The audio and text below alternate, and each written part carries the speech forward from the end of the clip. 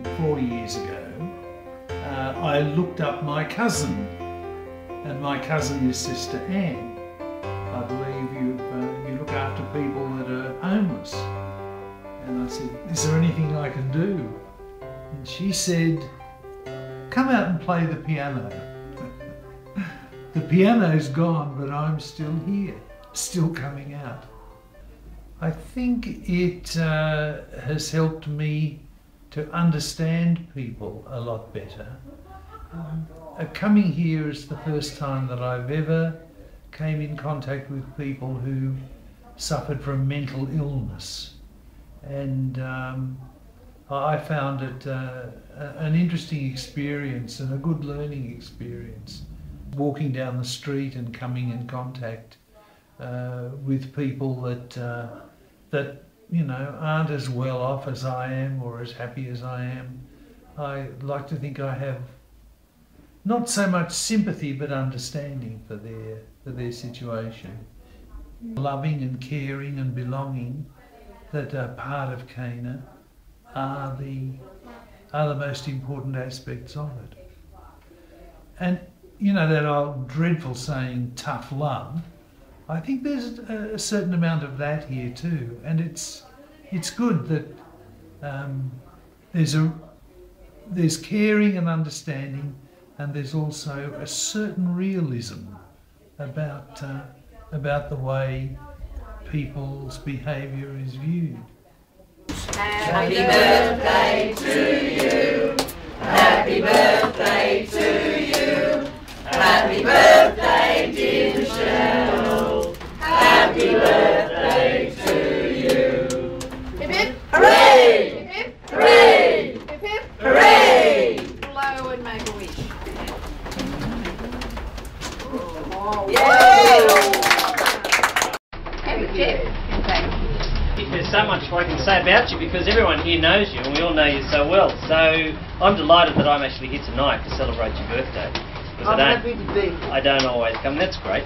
I just want to say that as I know you and as we know you, I think you're a woman who cries much, but we also know you're a woman who loves much. And tonight, because it's your birthday, we want to say we love you. I've been here for about 9 years, and so far I've gotten to know Mum as someone that has very strong will and wants to do the best she can, and even though sometimes it's hard, and yeah, I think it's great that she's reached her 61st birthday, and because she's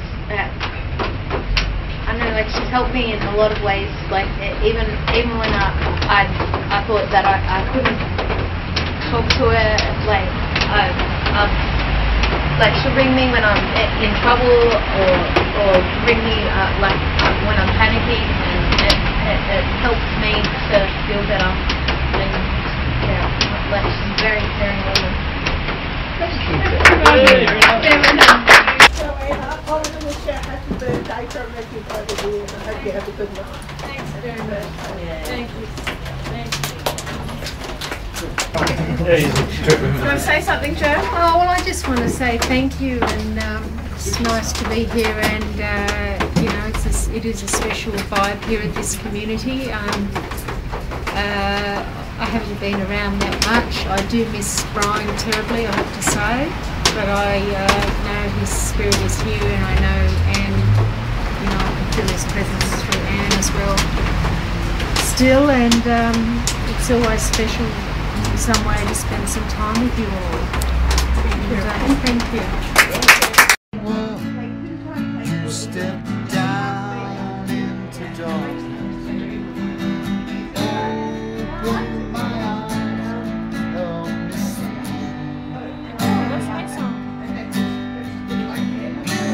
Beauty to make this heart adore you. All the light spent with you. Here I am to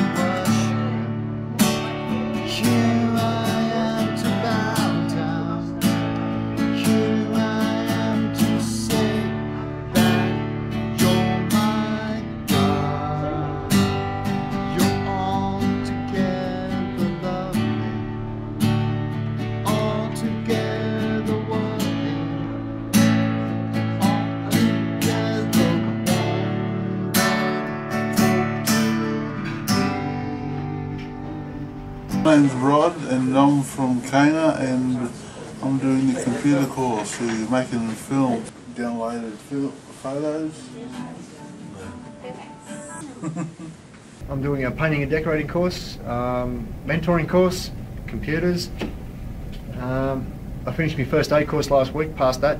That was good. There's a bus that picks up people, leaves here tonight on Wednesday nights and picks up some guys if they choose to be picked up at the route at Central and go off to the garden shelter. What I get out of coming here is just the honesty, the rawness of people's souls and the nurturing of one another, trying to do the best thing by one another. You know, and everyone has stumbling blocks along the way, and that's what life's about. But the learning that comes out of that, and to see how supportive people are of one another. It's a nice atmosphere. You talk to people around, you have chat with them, listen to their stories, and once it is done, we have a short prayer followed by a short lunch. So it's nice to meet people who have their own problems, and we discuss those problems and see whatever way we can help them. And it gives us, at least for me, it gives a great pleasure that I'm doing something more useful than just working. And that's where I belong. So I've been coming here once a week and I still enjoy my work, and that's what I normally do. Thank you.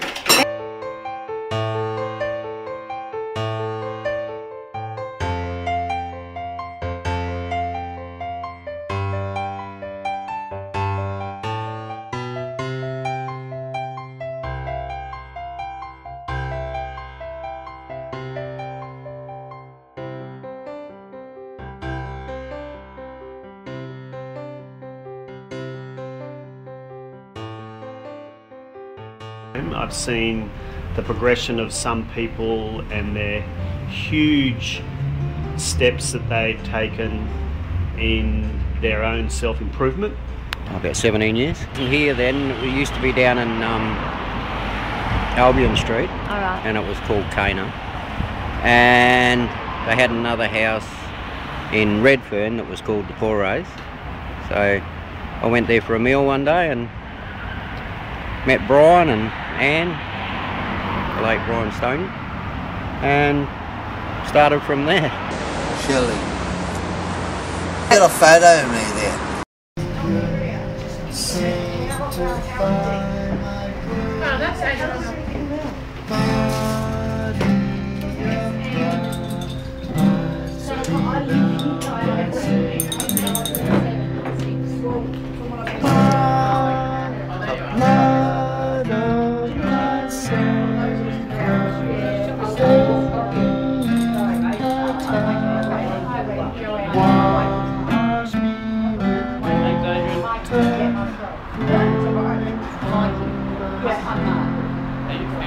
Hi, I'm Janelle and I am the live-in volunteer at the Poores, which is our residential service community centre at Cana.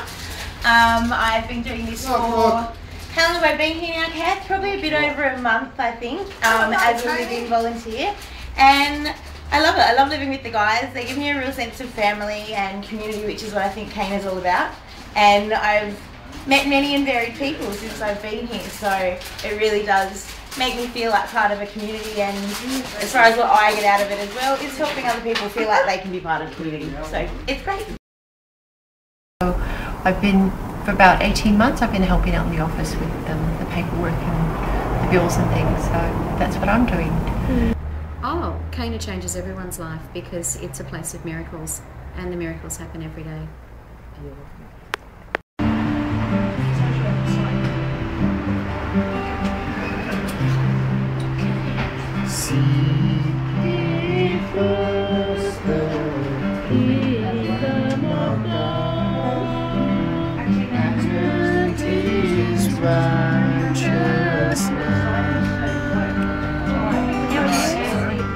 And all things shall be unto you.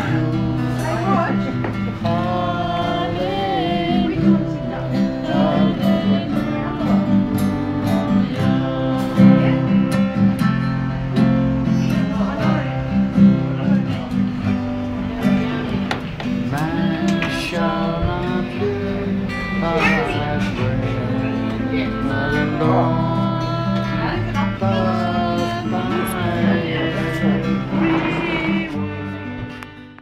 when you go to Cana, it's very real, and the people are real, and there's no hiding behind facades of what you might or might not be.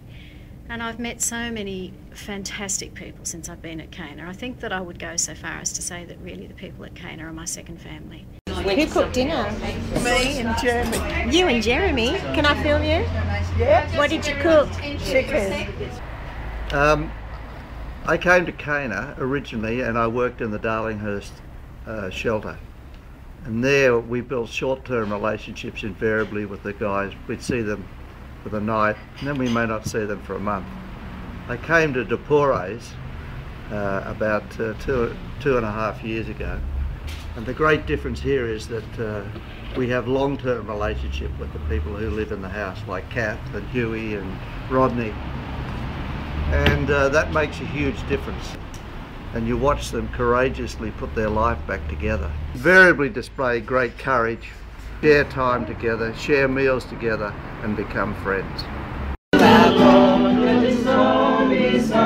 From mountains high, sing a new song unto the Lord, sing hallelujah. Yahweh's people dance for joy, for glory for the Lord, and pray for him on that meadow green, and let your trumpet sound. Sing a new song unto our God, his song be sung from mountains high. Sing a new song unto our God, singing hallelujah. Raw inspiration of Anne and the others around her that have always made us, really look at the essence of what we might bring to Cana. Really, sometimes when we're here, we think nothing's happened, but we might have just sat and had a couple of conversations, and it's the beauty that's developed from each of those, Anne's towering strength and mission, seeing beyond what we see sometimes, that brings it and keeps it all going. Jesus didn't necessarily know it all from the day he was born. Like, Jesus didn't have all this huge super knowledge about life, the universe and God, but actually, like us, his human side, he went learning along the way. And at this stage, this is what he knew, that he was called to go to and send the disciples only to the Jews. But by the end of his life on earth, he understood from God that it was much bigger, and he needed to send people out to everyone. Go out to all the nations. But the great thing about this bit is that Jesus was learning along the way. That's his human side. You know how he's human and divine, both of those things? The divine part for us is really hard to get hold of, but the human side is just like us, because we're people who learn along the way. And if Jesus was learning along the way about what God wanted of him, that's our call too. And we need to be people who can still keep learning. And in life, there's lots of things we have to learn. On the radio yesterday, I was hearing about an 82-year-old woman who was learning to drive. Yay! Can you imagine that? When you're 82, learning to drive. Bella. But she was learning. Oh, nice. But she was learning to drive. And in Melbourne last week, I listened to a lady, Betty Pike. She's an Aboriginal woman from Melbourne. She was giving us a talk.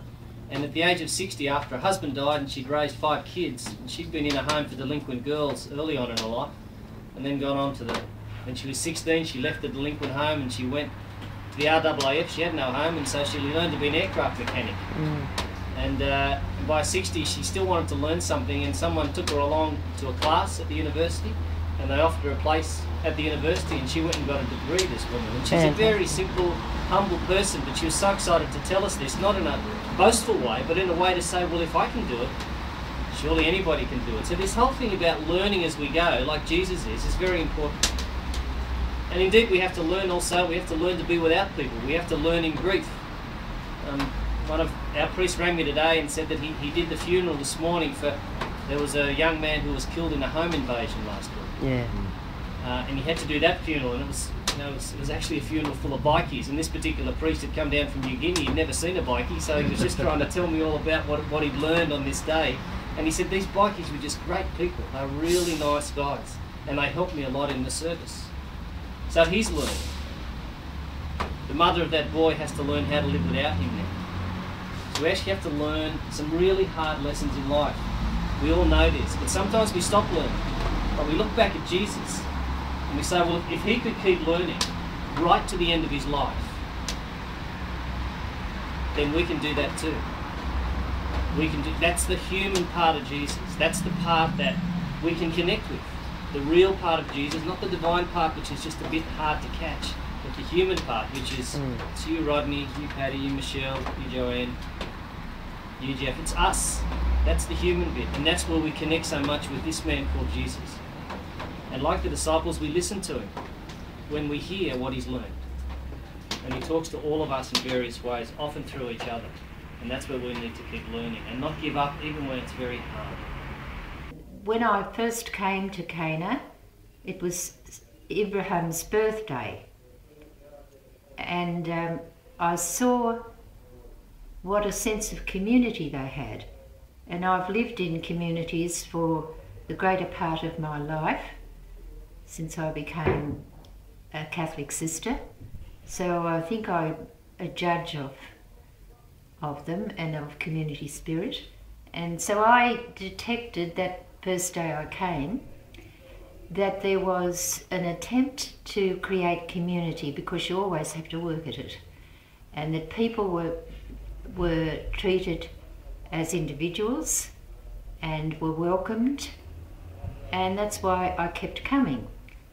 And so one of the things that happened to me was that we have prayer together for those who wish to come before the lunch. And one time, about 18 months ago, 2 years ago really, one man and I were the only ones in the prayer room waiting for the others to come, and I began a conversation with him, and he said, "Don't speak, focus on Jesus." He was a man who lived here. Well, I was very struck by that. No one had ever actually said that to me before, focus on Jesus. So the incredible thing was that that man died very suddenly about 4 days later, or less. So that was one incident, just one, that changed my life. And interaction with people always changes both people, doesn't it?